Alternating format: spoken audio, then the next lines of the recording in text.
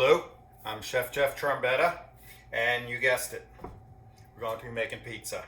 So I'm going to top a pizza for this. The real lesson here is about making the dough, but I want to have an example of one already made. So let's just make sure your pizza, before you put it in there, make sure it slides. I use a little cornmeal. So that's the next pizza peel that's ready. 500-degree oven, that's as hot as they go. And I have a stone in there. That's preheated. Okay, so what are we going to do? Don't let me forget that pizza, right? So we're going to make a dough. That's the real lesson. So what we have here is 2 cups of flour, right?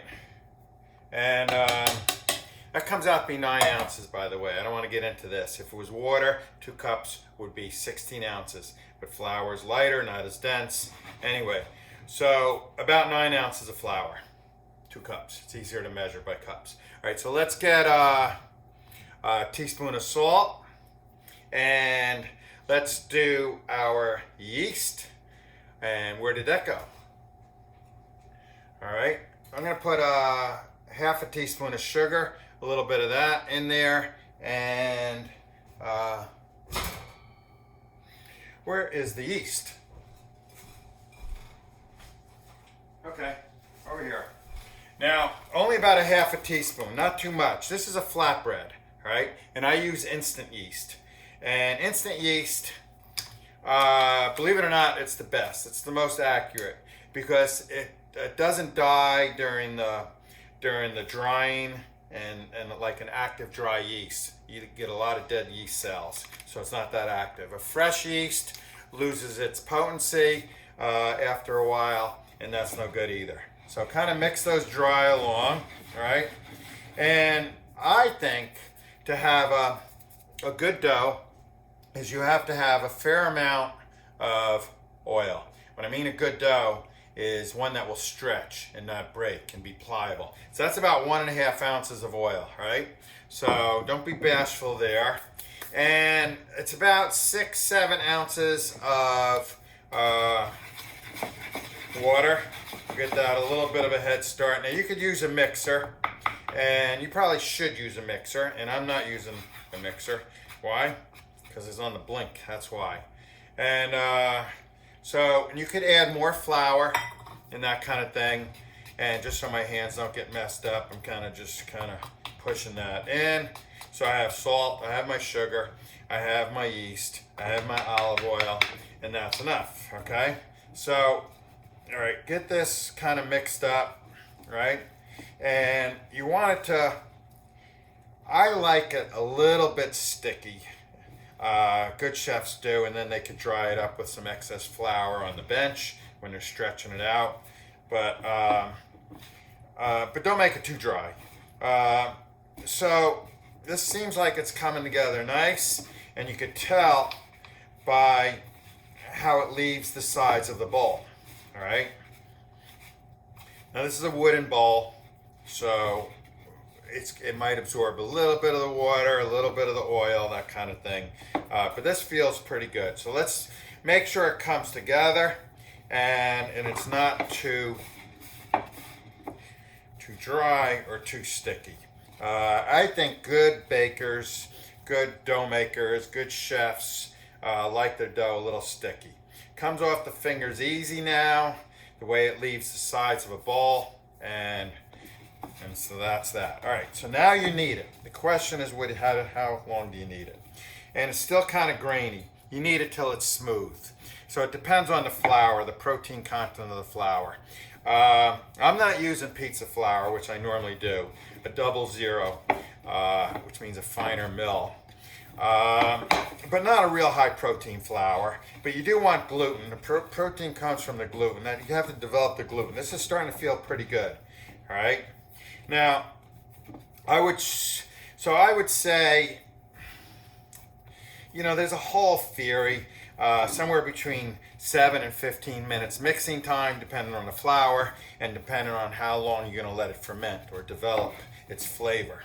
And so I like to give it a good 8 to 10 minutes, but I could tell when it feels smooth.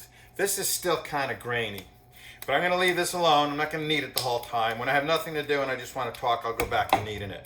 But keep it covered, damp towel. You do not want to get a skin. All right? A skin is going to make it difficult to work with and stretch and cooperate. So I have a dough here, so I keep it covered so it doesn't get a skin. This is the same recipe, and we're going to check that pizza momentarily. And okay, so this right here is that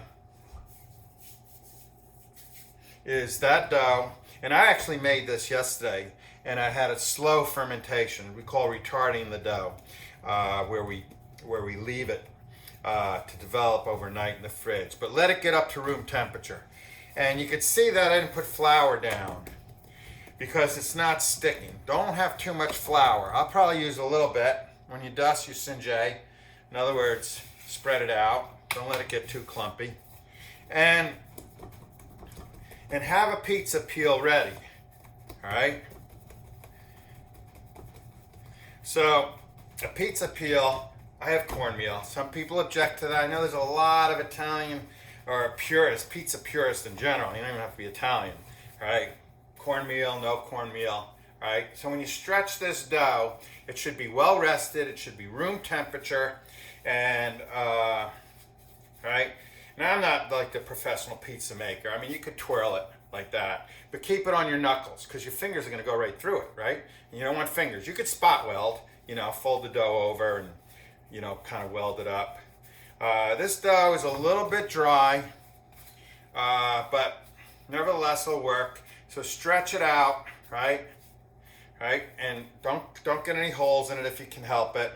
But it stretches good, and like I said earlier, I think it's the oil that's allowing it to stretch. And I use a good virgin olive oil, but you can use whatever you want. All right, so you kind of got to see through it.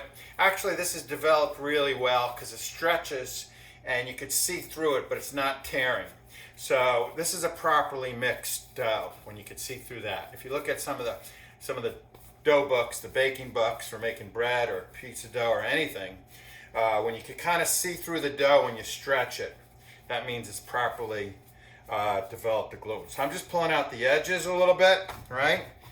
And so a good stretched dough means you're going to have a thin pizza. You can leave a little bit of a border, a thickness on the edge. So that's pretty good, right? Again, pick it up by the knuckles, spread it out. Now, let me explain something to you, all right? Do not try to put a whole pizza already topped on your peel. I know, it's common sense not to do that, but you're gonna have trouble getting it on there, all right? And so let's take a look at this pizza, all right? I'm gonna turn it a little bit. It's cooking nice, not quite ready. I'd say another 3 minutes. Now, if this was out in a pizza oven, I have a little mini pizza oven. This board pizza peel is charred up pretty good from going in and out of a wood fire. Okay, so again, and if this was moist and me pushing it down there, it would stick to the peel, right? But it's pretty dry. Make sure it's loose. Make sure it can slide. And now, here's where you guys are really going to scream, but I don't care.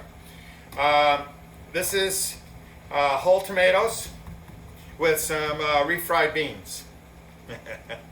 All right. I like it.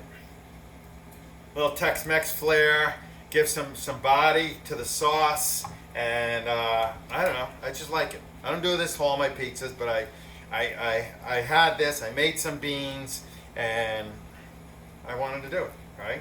So it comes out pretty good. Don't put too much sauce. A thick sauce like this is okay because it won't really seep through. Sometimes a tomato sauce, if it's too watery though, makes your crust kind of soggy. But a good stone or a good hearth should thicken it up. All right, now move that aside, and let's get some cheese. Okay, I like to put the cheese on because toppings I generally like to put over the cheese. Now, if it's a delicate topping that you don't really want to burn or expose to the direct heat, and fluff your cheese. A Greek guy taught me that. Zorba Johnny Zorba up in Syracuse, New York. In college, I made pizzas.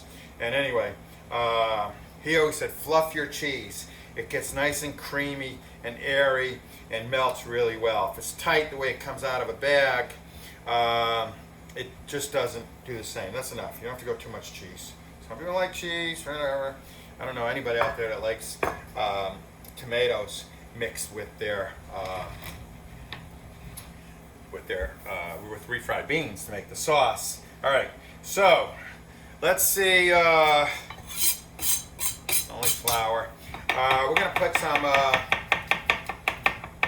some mushrooms, right, on there. Oh, and what I don't want exposed to the heat so much is these dried jalapenos, because they'll kind of burn. They're already dried. So let me get some of these out. These are great. This is a half a jalapeno that I dry in the oven. I buy like a 5-pound bag from Restaurant Depot, and then I make 2 big pieces. They're not that hot, but anyway, I dry them in halves, and then I cut the stem off. I leave the seeds in because they're not that hot. And then now I have 5-pound bag, whittles down, fits in a 1-pound jar, because that's how dry you get it. And now I could use them, because otherwise they'll go bad. But I like working with the jalapenos. To me, they're still fresh. I call it fresh, you know. I know how old they are and what have you. So these are dried jalapenos, seeds and all. Beautiful product, okay. I love the dryer for certain things, right? So I'm gonna get some, I think I'm gonna get some onions on there, right? Not too many onions, people don't like them. Lacking some mushrooms here, right? And do not stack your products. I gotta check that pizza. You guys didn't remind me. Try not to stack your, like your onions and mushrooms in this case, or any of your toppings, or just single layer as best as possible, because you don't want to generate steam and them to start to collect moisture. And there's nothing worse than a garbage pizza, right? Where it's all soggy, you know, everything's stacked up on top of each other, and you got to fold the thing, and that's not pizza. That's not pizza. Now, I know you purists out there won't like that. Okay, so we have that. We could do a little bit of olive oil to help keep it moist, so these toppings don't get too dry, right? Make sure it slides, you know. Hey, it's slippery. That's a good sign. And we're gonna take this guy out, and we're gonna put, yeah, I'll take it out. I could go for a touch more, but, all right. So there's your pizza there. You can see it bubbling. That's a nice pizza, all right? Now, I would say even a half teaspoon of that instant yeast is probably a little bit too much, because a lot of that came up. A lot of the dough came up. It rose on me. All right, so let's make sure I'm loose. This is going in. All right. And another good tip that I like, somebody along the way taught me this, is that, here, while I'm talking, I'm going to continue to knead this product, right? Make sure no mushrooms get in there, the little flour's there, right? All right, so we're going to put this where you can see it. And another good tip is to let your pizza cool on a rack. Like, so I have this screened pizza thing. Oh, this dough feels good. Okay, it's nice and soft, okay? But I'm gonna develop the gluten so it'll be nice and stretchy. Then you let it ferment, right? Right, that's an important stage. So that means you let it sit and let the yeast develop alcohol, actually, not the kind you drink, and that's the flavor. So hence these supermarket breads that are these quick rise breads that, you know, maybe spend a half hour, 40 minutes fermenting. There's no flavor development. They don't taste like anything. If anything, they taste like yeast. So a nice, good artisanal bread is going to have flavor development. This is smooth. This is pretty smooth. It doesn't need that much more kneading. See how it stretches? It's got a little bit more. Okay. So anyway, I'm going to cut that. I'm going to let it cool on the rack. why do I let it cool on a kind of a rack or a a kind of a mesh pan? Because I'm going to tell you why. Allow for so it doesn't steam. So it doesn't steam the bottom. So the bottom stays nice and crusty. All right. So anyway, hopefully I gave you some good tips on pizza. But the real art is in the, I don't know when I say the real art. Baking a pizza is important, but it's in the dough making and the dough stretching. And so we got a nice dough here. It's still a little grainy. Could take a little bit more mixing, but I'm going to drag this on forever. And we're going to get a nice heavy knife. Get a pizza cutter. I like this the Bowie knife, right, from Italy. It was at the factory. What a gorgeous place. But that's a heavy knife. That's a heavy 10-inch front chef knife. Right? So I'm going to clean up some of this flour on this board, right? So I could cut my pizza.